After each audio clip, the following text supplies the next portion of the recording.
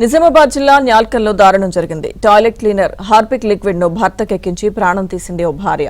వివాహేతర సంబంధానికి అడ్డుగా ఉన్నాడని ప్రియుడితో కలిసి పథకం ప్రకారం ప్రాణం తీసింది.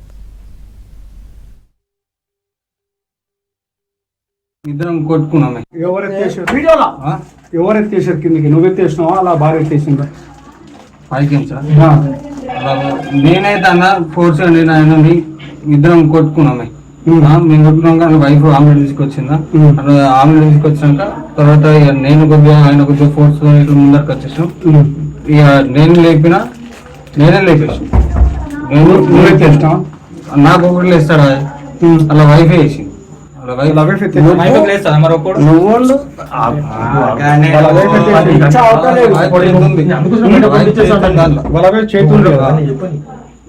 ఇదంతా ప్రీ ప్లాంటే కదా, ఇదంతా ప్రీ ప్లాంటే కదా. ఆమె ప్లాన్ నువ్వు ఏం చేయదు, ఆమె ప్లాన్ ఇదంతా తారీఖు చెప్పింది ఆమెనే.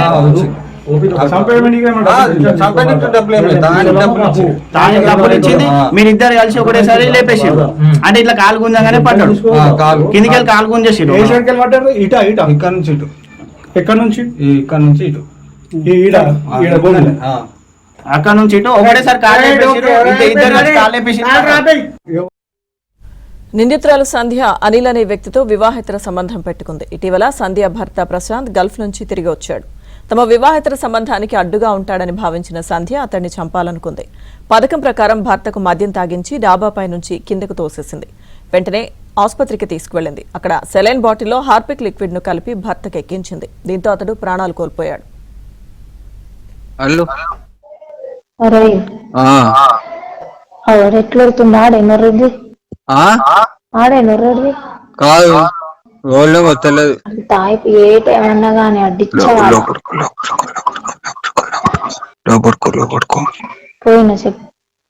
కాదు వేరోళ్ళు నాతో మంచిగానే ఉన్నాడు.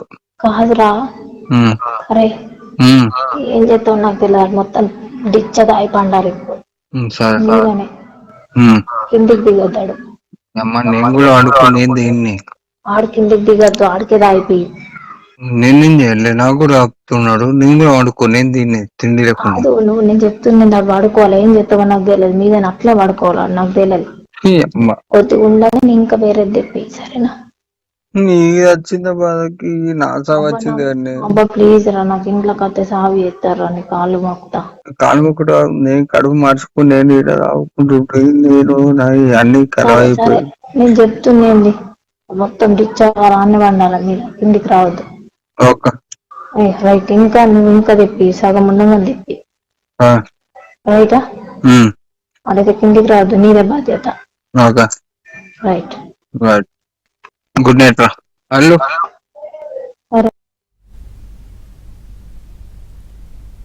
ఎవరెత్తేసారు కిందకి? నువ్వెత్తేసినావా అలా భార్య ఎత్తేసిందా?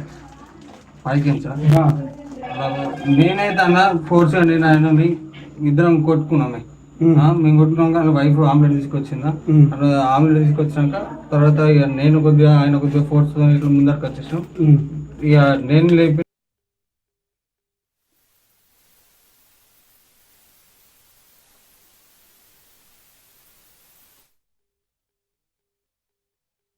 పట్టణానికి చెందిన ఒక వ్యక్తితో కొంత రిలేషన్లో ఉంది.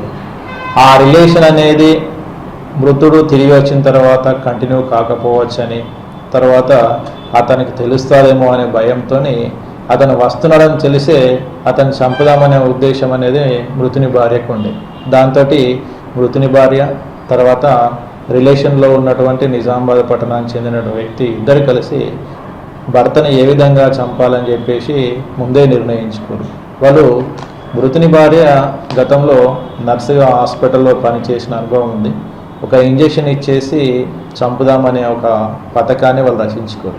అయితే అనుకోకుండా ఒకరోజు డాబా పైన మద్యం తాగుతూ ఉండగా దాని మీకెళ్ళి కూడా తోసి చంపచ్చు అని అనుకొని ఒకరోజు డాబా మీకెళ్ళి తోసేపించింది. కానీ అతను చిన్న చిన్న గాయాలతో బయటపడి చనిపోలేదు. తెల్లారి చనిపోలే అని చెప్పేసి మళ్ళీ తెల్లారి ఇంట్లోనే మొదట మత్తుమంది ఇచ్చింది. తర్వాత ఆ ఇంట్లోనే ఉండే టాయిలెట్ క్లీనర్ను కూడా ఇంజెక్షన్ ద్వారా భర్తకి ఎక్కించేసి చనిపోయేలాగా చేసింది. కానీ అతనికి ఫిట్స్ వచ్చి చనిపోయాడు. డాబా మీదకి పడి చనిపోయాడని నమ్మించే ప్రయత్నం చేసింది. కానీ మన పోలీసు విచారణలో ఈ నిజాలన్నీ మనకు తర్వాత వెల్లడైనాయి. దీని ద్వారా మృతుని భార్యను, తర్వాత నేలకల్ గ్రామస్తునికి చెందిన వ్యక్తిని, నిజామాబాద్ పట్టణానికి చెందిన వ్యక్తిని, ముగ్గురిని కూడా అరెస్ట్ చేసినాము. అరెస్ట్ చేసి కోర్టు ముందు ప్రవేశపెడితే కోర్టు వారికి జైలు శిక్షకు పంపించడం జరిగింది. ఇందులో తెలిసేది ఏంటంటే సంబంధాలు అంటే ఫ్యామిలీ యొక్క సంబంధాలు ఆహ్లాదకరంగా ఉంటే ఇటువంటివి జరిగేటివి కాదు. మన కుటుంబ సంబంధాలు మొదలేసి వేరే వాళ్ళతో రిలేషన్లు ఉండడం వల్ల ఇటువంటి ఆలోచనలు అనేటివి రేకెత్తుతుంది. అందరికీ తెలియజేసేది ఏంటంటే ఎప్పుడు కూడా ఉన్న ఫ్యామిలీతోనే సంతోషంగా ఉండే ప్రయత్నం చేయాలని మా యొక్క మనవి.